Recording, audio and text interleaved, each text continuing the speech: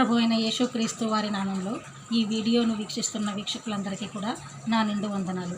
ఈ కరుణాకర్ తర్వాత మతోన్మాదులందరూ కూడా పాస్టర్ల గురించి కానీ వారి ఫాదర్ల గురించి కానీ చెడుగా ప్రచారం చేస్తుంటారు. వారంతా కూడా ఆడవాళ్ళ పట్ల అఘాయిత్యాలు చేస్తుంటారని చెప్తుంటారు. పాస్టర్లలో ఫాదర్లలో ఎవరో కొందరు చేసిన తప్పులని అందరికీ అంటగట్టి చెబుతుంటారు.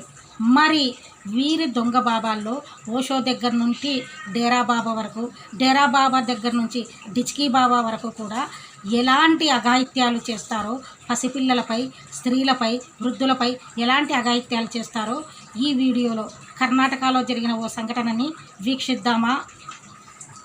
Shivamurthy Muruga Sharanaru, a Lingayat seer who heads a prominent Lingayat mutt in the Chitradurga district of Karnataka, was in the news recently.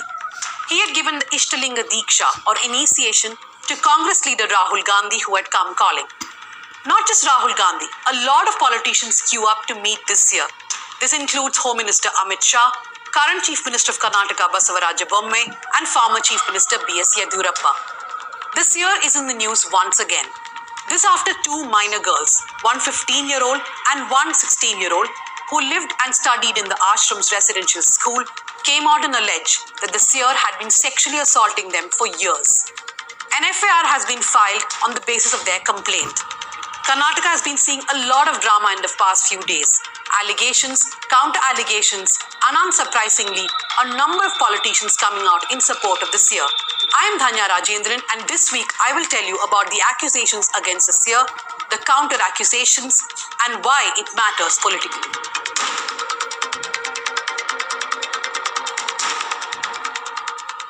Before I plunge into the story, I just want to remind you all that we at the News Minute are a small team of journalists, and for many years now we have been telling you important stories from South India. If you want independent media like ours to survive, sustain, and grow further, do become a member of the News Minute. The links are below. Now on to the story. On August 26th, a person who was in touch with the two girls called up Ordinary Seva Samaste, an NGO based out of Mysuru. The girls were in Bengaluru at that point and they were brought to Mysuru. The girls told the NGO's counselors that the seer had been sexually assaulting one of them for 3.5 years and another one for almost 2 years.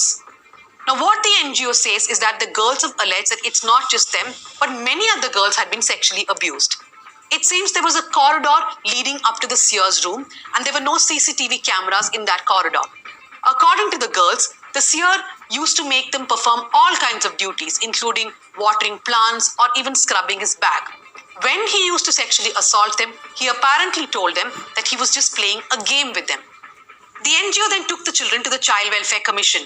Counselors at CWC recorded their statements, and because there was a case prima facie, they were immediately taken to the police and a complaint was filed. An FIR was registered on the same day. Since the alleged crime took place in Chitradurga, the children were then shifted to a home run by the CWC in Chitradurga. The seer side has completely rejected all these allegations. They are instead pointing fingers at this man, S.K. Basavarajan, a former JDS MLA who used to work in the mutt for many years. He in fact resigned as the administrator in 2007 and came back later in March 2022. The ashram says that Basavarajan had scores to settle with the seer and therefore he propped up these two girls with false allegations. 2 days after an FIR was filed against the seer under many sections of POCSO and IPC sections for rape, a counter complaint was registered against Basavarajan by the hostel warden. The hostel warden made 2 allegations. One is that the girls left the hostel in the last week of July and they went to the Cottonpet police station in Bengaluru. From here, Basavarajan and his wife picked up the girls, took them to their house. A month later, the girls approached the NGO in Mysuru. The hostel warden is asking what happened to these girls from July to August. The second allegation made by the warden is that when she questioned Basavarajan about this, he came to the hostel and sexually abused her. So essentially, there are 2 cases. The lawyers representing the seer have been all over television, making many allegations and claims. There are a few questions that they have raised. One is that where were the girls for almost 3 weeks and who was sheltering them? The second question they're asking is, why have details of the sexual assault not been given in the FIR. I heard one lawyer actually telling on TV that sexual assault can mean different things for different people. For someone, it could be a sexually loaded word. For another person, it could be sexual abuse or hugging without permission. So the lawyer is asking what kind of sexual assault actually took place. The third point they're making, or rather the generalization that they're making, is that such an allegation is not one just against the seer, but it is against the entire Lingayat community. The seer has had top politicians, other seers, lawyers, and his devotees supporting him and speaking on his behalf. But what the two girls want to say largely remains unknown. Ordinary Seva Samaste says there is someone connected with the girls who has a CD with evidence against the seer, but they will not hand it over to the police.